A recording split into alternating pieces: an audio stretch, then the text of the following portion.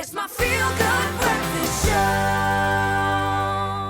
Welcome back. This is your Feel Good Breakfast Show, Expresso on SABC3, connecting with you on this Wednesday morning. Now, earlier on this month, we discussed the announcement and the introduction of the General Education Certificate into the schooling system that would allow learners to finish grade 9 with a General Education Certificate.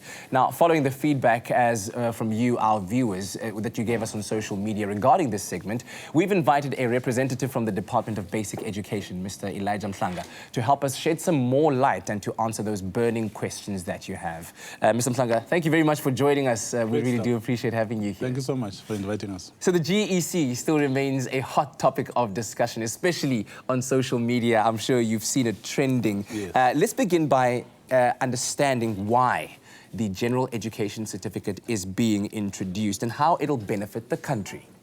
Well, let's start by understanding the architecture of the education system in South Africa. School in South Africa is compulsory between grade 1 and grade 9. So at the end of grade 9, it's no longer compulsory. And that's how it is even in other countries in the world. And has it been this way for a while? It's been like this. It's just that sometimes we don't realize that in terms of the constitutional mandate, our mandate says that we need to make sure that learners are in school on compulsory basis between grade 1 and 9. Okay. So grade 9 is when school is no longer compulsory. So from grade 10 onwards. That's why right now, if you are in grade 10, that's when you choose which subject you want to follow, right, in terms of the career that you want to do in your life. So we are saying at the end of the compulsory schooling phase, you need some certificate that will certify that you have completed the compulsory education level.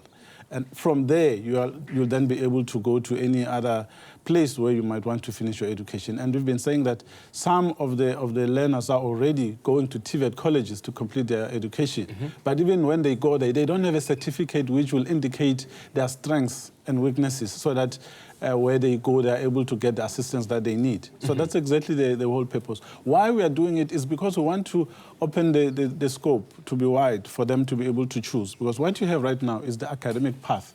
Academic path is what forces people to go to university, okay, to do degrees that they're not going to use because there are no skills in them. But it's also what makes a lot of our young people to drop out of school, because we don't have any other paths that they could follow that are aligned to their areas of interest. So now we are saying we'll add to the academic stream, we put the vocational as well as the technical, so that they're able to do careers that have got those subjects that are going to help them, that they want to follow. So school is boring for some. So we say, no, it cannot be that. And I'm saying this because it comes from the research that we've been looking into. It says that some of our learners drop out because they say school is boring, it's not giving them what they want. So we want to address that particular gap now. Tell me a bit more about this research and how it was conducted, and I'll get back to the question about how the Basic Education Department sees this being beneficial to the country. How was this research conducted? And obviously taking into account that for most of us, school wasn't the most exciting thing. You know, at a certain given time in life as a teenager, there are a lot more fun things for you to do than to have to wake up early in the morning, go to school and take on subjects and tests that you're not necessarily a fan of. So I think it's quite a broadly held notion. But how was this research done? We've been looking into the whole issue of dropout rate, because people were saying, why is it that 1 million kids will start school but only 600,000 are writing the grade 12 exam? So we had to look into the reasons for why. And we found that, of course, some get arrested, others because of drugs, because others drop out because they want to work for their families in child-headed homes. And then there's that group that says, school is boring for me. I don't see the point of going to school. But when you look at where they are, you find that they are in schools where they are learning subjects that are not really interesting to them. So now we want to say, if you can do these types of things with your hands, and you are able to create things, and maybe you want to be an electrician or a plumber or whatever, now we'll have schools that will offer that, so that you're able to go to those places. Let's talk about the changes that are being made in the schooling system to allow for the subjects, the right kind of subjects to be introduced, such that at grade 9, when you have your GEC and you do decide to take a vocational route, you are equipped.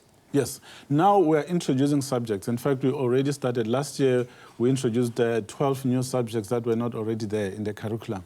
So now they are there and they're technical in nature, but we're adding more because there are going to be 26 when they are all introduced. So all those subjects, they focus on all sorts of things. I mean, it's woodwork, it's hairdressing, all of these things that the country needs for its economy to function. So we are encouraging young people to learn about these things and know that it's not just about you going to university to get a degree that you can't use. Yeah. You can go to a TVET college where you can learn a technically and practically based course, which will, at the end of your studies, give you experience that you need for you to be able to start your own business or get a job somewhere, but you will have skills. From a basic education department point of view, was this research modeled on something that has been successfully executed elsewhere in the world? Absolutely. We've been to Finland, Germany, US, China, Japan, and we found that, in fact, we researched 18 countries around the world, and about 8 of them are in Africa, where these things are happening and successful. So as far back as 1995, 96,